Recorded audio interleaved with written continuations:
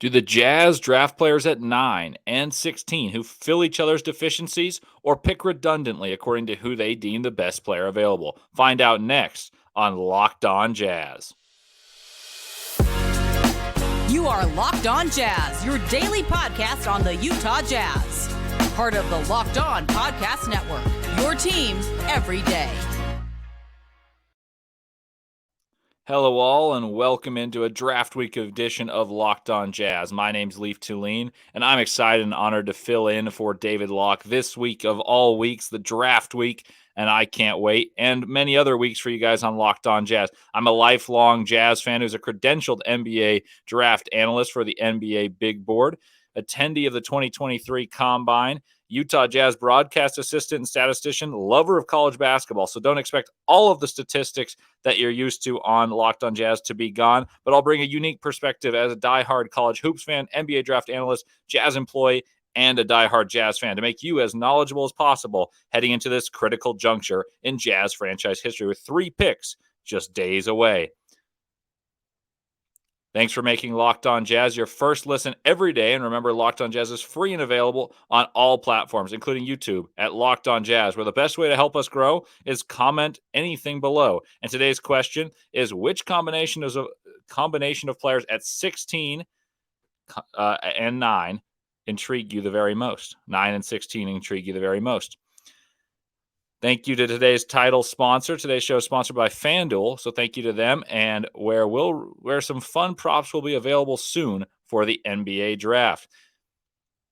Let's talk about today's show. It's an interesting one. In the first segment, I will break down if the Jazz will try to fill the deficiencies of the top pick, number 9, or if they trade up, by complementing them with a guy with an opposite skill set with the next pick and what that could look like. Should they take Anthony Black or Ausar Thompson at 9? In the second segment, I'll break down if the Jazz try to fill the deficiencies of their top pick by complementing with a guy that has an opposite skill set with the next and what that could look like should they take Jarace Walker or Taylor Hendricks at 9. And in the final segment, I will explain whether or not I value this method of drafting and which players are so good that the Jazz would choose redundantly to select this players that fill the exact need or, that aren't needs for the Jazz, but they're good enough to be the pick. That the Jazz should consider at 16, regardless of who they pick at 9 and how it correlates to roster construction. So let's dive right in. The Jazz, it's no secret. You heard it. Every dayers heard yesterday's episode with Tony Jones, and thank you to the great Tony Jones for joining me alongside. We talked about Ausar Thompson and Anthony Black, 2 guys the Jazz are heavily tied to, and deservedly so. The Wizards are tied heavily to Anthony Black, but that means that Ausar Thompson could be available. Maybe Anthony Black somehow is available for the Jazz, who the Jazz like a lot. And there's rumors all over the place that the Jazz could be interested in moving up to acquire Anthony Black. So we'll go about it with the idea that the Jazz would take one of these 2 players. And both these players have a couple traits in common.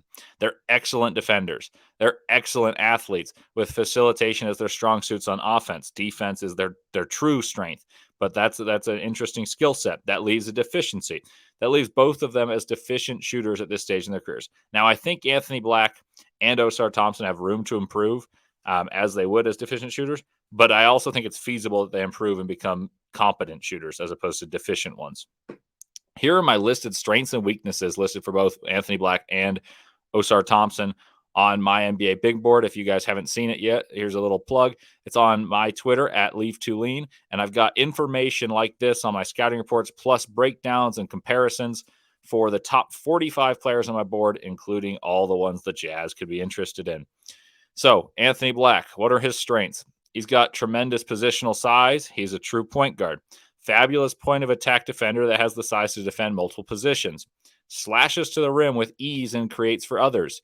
Good vision, even if assists sometimes lack due to poor shooting. His teammates could not shoot the basketball, but I think it is important to watch him play as opposed to get an idea derived from statistics alone. Gets to the free throw line a lot. 5.3 free throw attempts per game. That's a lot. That's an indication of how well he gets to the rim. I talked about this earlier on a podcast that I have concerns about guys like Kobe Buffkin, maybe Jalen Hood-Schifino, who shot 2.6 and 2.4 free throw attempts per game as considered to be better offensive players at this point in their careers than Anthony Black. Anthony Black got 5.3 free throw attempts per game, and the frenetic pace of Arkansas may help him there, but he's a walking rim threat, a paint touch. And so that's something that I think is underrated about Anthony Black. He was effective in pick and roll, even in a condensed court. And I talk about how condensed the court is. He had the 2 twins, the Mitchell twins, and 4 non-shooters on the court alongside him. So he was still effective in pick and roll. That's a huge asset in today's NBA. He rebounds very well and makes intangible plays that win games at high level. Now let's go to his weaknesses, and that's what we're going to be talking about. If he's deficient in these categories, who could be selected that fills those deficiencies? He's not a good shooter. 70% from the free throw line, 30.1% from 3, and 32% on all jump shots. He doesn't create a ton of space in isolation, relying mainly on going downhill using long, rangy strides. Can be a tentative player on offense at times and overpass, causing turnovers or worse shots. He had 3 turnovers per game. I think there's some context to that number because he had the ball so unbelievably much, and the pace they played leads to more turnovers. But that's still a weakness. And he's relying on playing with advantages at times versus teams with better athleticism. He doesn't create his own advantage as well. Ausar Thompson's strengths and weaknesses. His strengths, he's got length, strength, and positional size. Crazy athletic. Transition threat. He's demonstrated good passing displays and limited usage. Had 6 assists per game, but it felt limited, so I think there's more potential as a point guard than people really believe, and that's why I've always been fairly high on the prospects of him playing point guard, and I think he'd be an awesome pick for the Jazz. He's a strong finisher, 40 dunks, 65% at the rim, a phenomenal rebounder, lots of untapped potential with the ball, good understanding of how to attack defenses, competes on offense and on defense. Now, what are his weaknesses? He's a 30% catch-and-shoot shooter. Not very good. 67% free throw shooter. Not very good. He's raw as a playmaker. A lot of those have to do with him getting advantages with his athleticism. He sometimes finishes lazily or softly as opposed to going up and adding to that tally of 40 dunks in an inferior league. He drives recklessly at times as if he's predetermined his move. And on layups, like I said, I think he finishes lazily, 51%. I think he's got the capacity to be a very good finisher with that primetime athleticism. So what's common here? Large portions of their weaknesses come from shooting woes. Who could the Jazz select at 16 that complements their strengths and makes up for their deficiencies? The best shooter in the draft, in my opinion, is Jordan Hawkins from UConn. So typically going Black or Thompson at 9, I've spoken about going bigger, but shooting is what would be desired. And there are names at 16 who fit alongside Black or Thompson, and such as Jordan Hawkins, Grady Dick, Jet Howard, Bryce Sensabaugh. Let's talk about their shooting splits. Quite the contrary of what we just witnessed from athletic guards who like to defend and get into the paint and create for others. These are shooting specialists. I don't think any of these guys are good defensively, but look at these numbers. Jordan Hawkins, 44% on guarded catch and shoot threes, 41% on catch and shoots. Grady Dick, 40% on catch and shoot threes. Jet Howard, 40% on unguarded threes, 38% off the dribble. Dariq Whitehead, 42% from 3, 44% on catch and shoots. Those are 4 of the best shooters in the class. I could make arguments for other players, but those are guys that could be in that range, and that is a sweet spot for shooting. All those players excel at a trait that is needed in today's NBA, shooting. But none of them project to be good defenders on the wing, hamstringing their candidacy as a playoff performer. I've mentioned how I think Kevin Huerter is the best example of this. Kevin Huerter got played off the court, and he's got more game with the ball than any of those guys, and he's a tremendous shooter.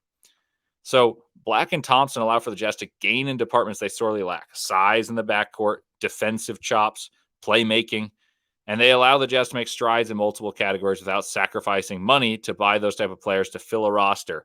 And they could do so at a very, very high level early on and often in their careers. That's something that's interesting to me. Is it worth exploring? Maybe taking a guy like Anthony Black or Ausar Thompson at 16, then you try to find a complementary player at 16. I think there are other guys that are complementary at 16, but those are the ones that I think have the most diametrically opposed skill sets. Grady Dick is a shooter. Anthony Black is a creator and defender. Jordan Hawkins, same point as Grady Dick. Ausar Thompson, same as Anthony Black. I've talked previously about going guard then big then guard, but I think the skill set idea is interesting. we'll talk about how valid of a drafting strategy that is coming up next, or coming up at the very end of the show. But I think it's interesting to explore different ways the Jazz want to explore this draft because they have the amount of picks that they need, and because they have a chance to come away with a positive trait at each position in this draft. So maybe they do separate it out. Danny Ainge just talked about becoming a better shooter, but I think the main priority is going to be positional size. So that I think will be demonstrated early and often with pick 1. We'll see what happens with pick 2 if they choose to be complementary. Coming up next, I'll discuss how the Jazz could roster build differently should they select Jarace Walker or Taylor Hendricks or even Bilal Coulibaly. But first, a word from our show's sponsor, BetterHelp. BetterHelp. This show is sponsored by BetterHelp. It's so easy to get caught up in what everyone else needs from you and never take a moment to think about what you need from yourself. I mean, it happens. Sometimes you worry about what's going on for others more than yourself, and it's hard to cope. Therapy can give you the tools to find more balance in your life, so you can keep supporting others without leaving yourself behind.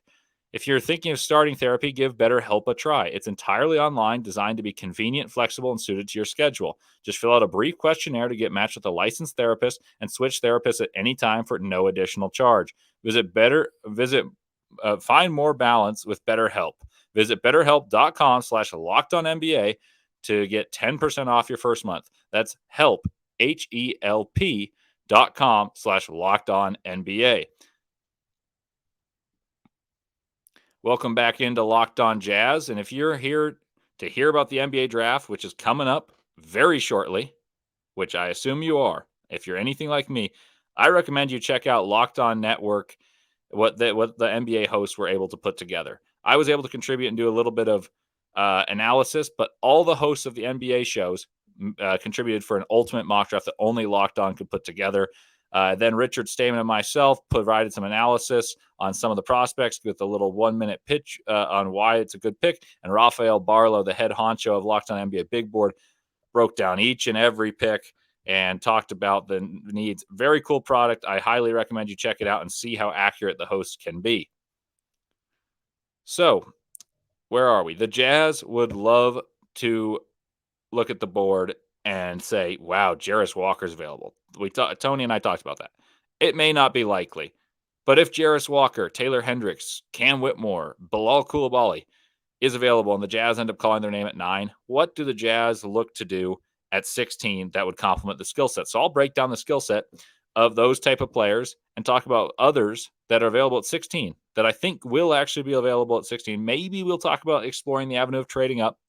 As we talked a little bit about with Tony, that some of the Jazz players that they really like, they don't know if they're going to be out there at 16. Mark Stein reported it, that the Jazz are interested in Coulibaly. The Jazz are interested in Keontae George, and they may not be there at 16. So the Jazz could be an aggressive player to move up both from the 9 spot and the 16 spot. So we'll talk about this from all avenues. What opposing traits and deficiencies could be helpful to fill? Like what are the weaknesses for Jarace Walker, Taylor Hendricks, and then who can help fill those avenues to make the Jazz as well-rounded in this draft class as possible? So here are my scouting reports on Jarace Walker and Taylor Hendricks. Let's start with Jarace Walker, who I think is the better player of the two. He's got a huge build that is rare. Few players have the height, weight, wingspan measurements he possesses, and nearly all of them are very good. He's in the same category, not quite in the realm of Kawhi Leonard, OG Anunoby, Tari Eason. He's just not quite as tall as they are. But in terms of wingspan, weight, height, he's a rare breed. He couples traits with a hunger to get stops and is an impressive defender. He's a very good passer, hugely underrated in that regard. I think he's got more to that skill set than people know. He played a lot on the ball at IMG, along with other stars such as Keontae George. Shooting form looks solid on the catch, shows flashes of self-creation for a veteran-laden team that was a 1 seed, so he's going to star in his role as he already has. Shot 41% on catch and shoot looks. Very, very good for a guy who's considered to be not the best shooter. Good finisher attacking the rim, uses both power and agility to finish through or around defenders. At Houston, he has improved his shooting mechanics compared to his high school shot, where he often faced up to attack the hoop at IMG. Defends as both a switchable defender as well as a secondary rim protector, which so many teams covet. Demonstrated good touch on floaters and hook shots. Now, where are the areas of concern? Taking him high in the draft relies heavily on upside that he's yet to be proven at a top level as a top option at any level. He wasn't the top option at Houston. That was Marcus Sasser. He wasn't necessarily the top scoring option at IMG. So how high do you want to take a guy that won't be your go-to bucket getter? That's the question for him. That's not the biggest concern, but it's something. His handle is a bit loose. He takes risks while dribbling and passing into large crowds, and he largely hasn't shown he's a good shooter despite vastly improved form. He shoots only 66% from the charity stripe, and typically shooters in college that I'd consider good shoot over 73%. Hendricks, let's break his game down. He's a very good shooter, bar none. Like positionally, he's a very, very, very good shooter for his position. He's a big guy. Vertical pop demonstrated on dunks and blocks. He's a fluid mover with and without the ball, especially defensively. Shot 39% from three and 38% on all jumpers as the head honcho on UCF. He's 41% on catch and shoot opportunities. The modern NBA game suits his game to a T as a stretch big who can defend. He runs the court well, making himself a transition threat. He's a very good secondary rim protector at 1.7 blocks per game. He can pop or roll as a big. That's impressive. He's 95th percentile in transition, labeled as excellent by Synergy. What are his weaknesses? He certainly needs to add strength, must refine natural tools and get better with the ball, must improve as a finisher against higher level competition. Shot only 44% on at the rim on finishes that were not dunks, and will need to become better with the ball in space to attack closeouts. A lot to like there, and in this case, I actually believe fit to be in favor of a guard at 16. So if they're taking a wing at 9, it makes sense to take a guard because guard is the biggest need for the Jazz, and that's why drafting fit, even though I'm typically a proponent of best player available. But also, this is where the guards have the most positional depth in the draft, in my opinion. The guards at 16 will be one of Cason Wallace, Kobe Buffkin, Jalen Hood-Schifino, Keontae George, and Nick Smith Jr. You could toss in a couple other names, but I think those are the guards that you'd be contemplating. Well, if you're drafting 9 and you're drafting 16, you're not moving up, I think it's fairly likely 2 or 3 of those 5 guards are still available. And so now take your pick. These guards all have the capacity to score on their own and offer upside as plus-size guards. I personally believe Jalen Hood-Schifino to be the most suited to act as a foil with Hendricks, or someone who can thrive where Hendricks is deficient and vice versa. Jalen Hood-Schifino is a very good ball-in-hand scorer, whereas Hendricks is very off-ball oriented, and that's where I think they make up for each other's deficiencies and complement each other nicely. As for Walker, I believe his counterpart that would be best served for Jarace Walker would be Keontae George, and it's ironic they were high school teammates, and I think it makes sense. Jarace Walker fits a team beautifully. Keontae George is a natural-born scorer who thrives with the ball in his hands. Like, those are some interesting ones. I don't think that's necessarily the order the Jazz would take, but in terms of what players could be act as foils to one another, I think those are interesting, diametrically opposed prospects that could complement each other nicely. Coulibaly is an interesting case. If the Jazz were to take Coulibaly at 9, which Mark Stein reported as a possibility in the Stein line, we'll see. I'd be a little surprised, but it could happen. Coulibaly is so raw and talented, but inconsistent. I believe the perfect complementary player for Bilal would be Kobe Buffkin or Cason Wallace. Each have the capacity to score and sport smooth jump shots. That's the appeal. Like, Coulibaly is a rigid shooter at this point. Like, percentage-wise, he's not bad. His catch and shoot's actually impressive in terms of the percentage shot on the limited amount of catch and shoot jump shots, but he's a bit of a dare shooter right now. He's an unbelievable athlete, someone who's a defensively oriented wing who can get to the rim and use that tremendous athleticism to finish at the rim and attack closeouts, defend the point of attack. Well, I think Kobe Buffkin is the most good at a lot of different things type of prospect among those guards, and that's why I would say he's the guy that would be best suited to pair with Bilal Coulibaly. I do think those two guys are probably not there at 16. But the Jazz talked in Mark Stein's report that the Jazz would move up to try to find a guard. They mentioned that there's a couple different guards that the Jazz could consider moving up to try to get, should they not get one at 9. So we'll see what happens, but that's interesting. And that the reason I think this is an interesting exercise, and I had a friend of mine, if you're listening, you know who you are, proposed this as a podcast topic. And initially I was a little bit hesitant because I was like, oh, best player available is something that I think Danny Ainge has adhered to. That's something that I prefer. But because the Jazz have 3 picks, it would be interesting to try to fill deficiencies as a team that are, not like enormous. Like positional deficiencies are one thing. That's the point guard. The Jazz are going to come away with a guard. I have the utmost confidence that the Jazz will take a guard. But I think that the skill set complementing their rookies to try to cover the bases of what the team had lacked is an interesting idea. So I went and followed through. But coming up next, I'll discuss the merits of this idea and a couple different style of players to make the draft as well-rounded as possible, as well as telling you who I think I would draft at 16 for the Jazz for each possible selection at 9 and why. But first, let me tell you about FanDuel. FanDuel is an awesome thing. It's not always something I use, but I have. I love looking into this stuff. Baseball season is in full swing right now, and there is no better place to get in the action than FanDuel, America's #1 sportsbook, because right now new customers get a no-sweat first bet up to $1,000.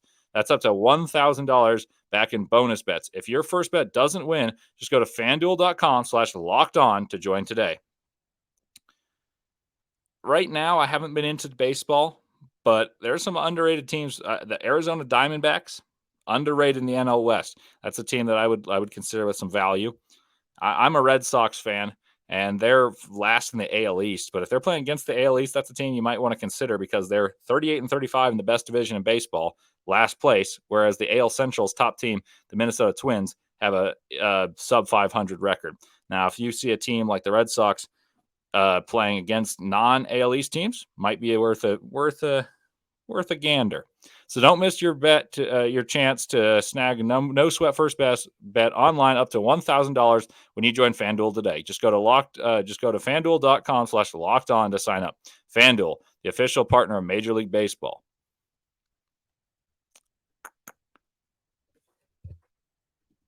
I also want to tell you about Intercap Lending. Intercap is one of the largest independent lending companies.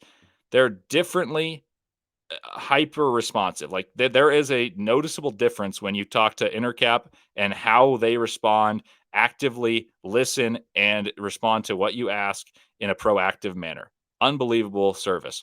They embrace change. And why? So you might ask, why would you embrace change if they're successful? Well, because like basketball teams, like the Jazz, you need to adapt to the current times. Even if you've had a successful run, you need to embrace change and grow as a company. Intercap's done exactly that. They have unbelievable borrower experience. So many testimonials say Steve Carter and the crew at Intercap Lending are phenomenal. They're a direct issuer, and there's 44 states. So, they listen to you like they're a tiny company, but they're enormous. 44 states, not just in Utah, but we're a Utah-based podcast, and they're very present here in Utah.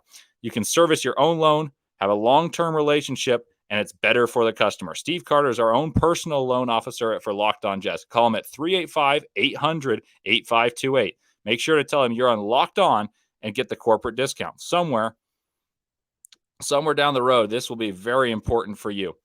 Intercap Lending, NMLS number 190465. And for more information, visit intercaplending.com. Welcome back into Locked On Jazz, where tomorrow everydayers will be, and those joining me for what will be draft day, will be hearing Andy Larson. Andy Larson of the Salt Lake Tribune has been kind enough to join me for tomorrow's show. Look forward to it. We're going to get you all primed up for draft day, address the very latest up-to-the-minute news on what the Jazz could be doing, what the rest of the NBA, the lottery, is going to dictate for the Jazz, and maybe talk about who Andy prefers as a prospect and play a little bit of who would you take should this happen. So look forward to that as I do, and it's draft day coming up soon. We'll have another one recapping the draft for you coming out Friday morning.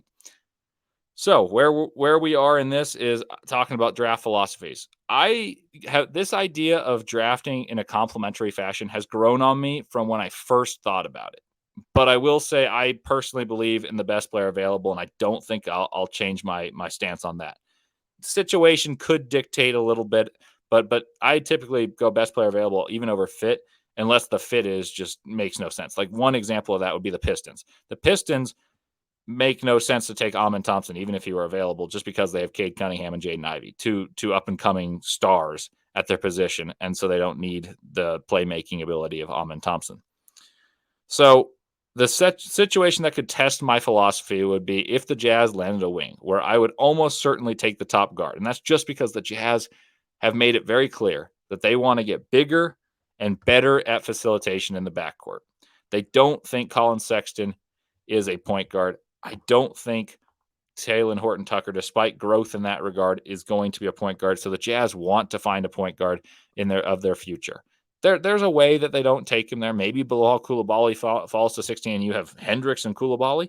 Sign me up. I don't think that necessarily is what's going to happen, but I would say it's more than likely that the Jazz in one of their first two picks are going to take a guard. Like I would say that's very, very likely.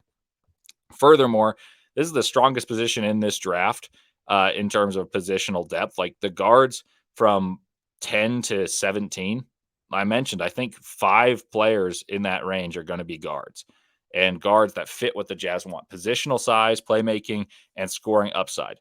Some of them have, better defensive intangibles. Maybe Cason Wallace is starting to fall according to some mock drafts. Maybe he falls all the way 16. And a lot of people, including myself, have had him in the top 10. So that's an interesting situation. Jalen Hood-Schifino is a big guard who's like just absolutely destroyed drop coverage in college. He shot unbelievably well above the break in college from 3. His numbers were not great in terms of shooting the ball from 3.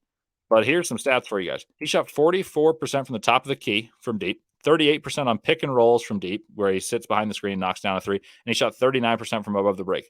That's where the guard wants to shoot the ball. So for those saying he's not a great shooter, not a tremendous athlete, but he is 6'6", has scoring chops, and is a natural point guard, that's an interesting pick. As for selecting to make the draft selections cover as many bases as possible in a class that has its deficiencies, like, there would be deficiencies if you took Anthony Black. Like shooting wouldn't be the best. Maybe you take another guard because you think, hey, you know what, we're going to take best player available. So there is some merit to taking a guy like Jordan Hawkins as a shooter. I know he's another guard. Or maybe you go with Grady Dick as a wing who could shoot the ball. Jet Howard, Dariq Whitehead. I think I'd lean towards taking a bigger player, but I'm starting to warm up to the idea of trying to make your class as well-rounded as possible. So then in multiple spots that the Jazz would feel like they came away with a player who contributes something to their roster that they didn't necessarily have before or have enough of before, because I know the Jazz want shooting, but the utmost priority is getting a positionally sizable guard with an ability to defend on the point of attack and create for others. So I think that would be knocking out 2 birds with your 2 stones, with 9 and 16. And I think there's more value to that than I initially would have thought, because I initially would have said, if you take Anthony Black, maybe you take Leonard Miller, a Noah Clowney, or someone like that, a bigger player. But I like the idea of skill set as opposed to matching positions of guard and then forward automatically, or forward then guard. I think if there's a forward, you probably take a guard, but it's not necessarily because they're a guard. It's because of skill set and dependent needs on to your franchise. And in this case, the Jazz definitely need a guard. But if the best player available at 9 is a wing, I think they take the best player available. So let's talk about who I would take. So should the Jazz take Anthony Black, I would probably still consider Leonard Miller, and I would take Kobe Buffkin if he's available, because I think he's got the ability to complement Black despite being a guard, because he can play both ways and shoot, as opposed to shooting being paramount and the only pathway for Grady Dick, Jordan Hawkins, and Jet Howard to rise. I also believe Buffkin can play the 2 guard and fit with Black, and there would be enough size and defensive versatility in that backcourt. But my hunch is Buffkin will be gone before 16, and maybe the Jazz or another team may trade up to get him because he's becoming somewhat of a draft darling. As for Hendricks, if the Jazz were to take Hendricks at 9, Jalen Hood-Schifino makes the most sense to me as a bucket-getting big point guard who can thrive in the pick and roll or the pick and pop with Hendricks. and which is Hendricks' specialty. You get better at shooting the ball, you get better at scoring, and you have a point guard. I adhere to the philosophy of selecting the best players, but I do think the Jazz are in the position to say, look, we do not need to take be cute and take complementary players as the motivation to take them. Only if a player has a skill set that fits what the Jazz needs and has upside on both ends. My personal targets for 16 that I've had all along have been Leonard Miller, Jalen Hood-Schifino, and Kobe Buffkin. I believe Buffkin will be gone, but if the Jazz select any of the wings with any of the three wings with the next pick, with the 9th pick, the next pick is likely to address a guard. We know that. We've talked about that from the very first podcast I did with you guys. And then I would prioritize versatility and the capacity to be a factor on both ends, like Noah Clowney, Leonard Miller, Koulibaly if he's available, and the upside that they possess more so than the specialty, what I'd consider to be a luxury type of player in Grady Dick, even someone like Nick Smith or Jet Howard, just because even though Nick Smith is a guard, he's very skill oriented, needs a situation to work out for him to be as good as he can be. Grady Dick, I think he'd be very good if he were playing with like prime LeBron James, someone who's able to create for him, and he's got a defined role as a specialist. And that still could be the case. I just don't know if that's what the Jazz have. And so I would rather go with covering all my bases, finding more players that I think are capable of playing in the playoffs once the Jazz are in the playoffs, which is sooner than you'd think, because you need players that can be versatile, make an impact on both ends to compete in the NBA. And so I would target those type of players and follow best player available as to what adhering to what the Jazz truly believe is the best way forward. In some, the Jazz don't need luxury players. They don't need to be cute and take these players that complement each other. But it is interesting to explore the possibility of complementing skill sets to get better in terms of more. Like there's more growth by doing so, but I think the most growth you can have is guys that cover more bases. So I would rather take a multifaceted player than someone that has a separating trait or skill that is their only trait or skill that is NBA caliber. Everydayers, we're one day away from the draft. Interact with me on Twitter and get excited for the pod with Andy Larson airing draft day.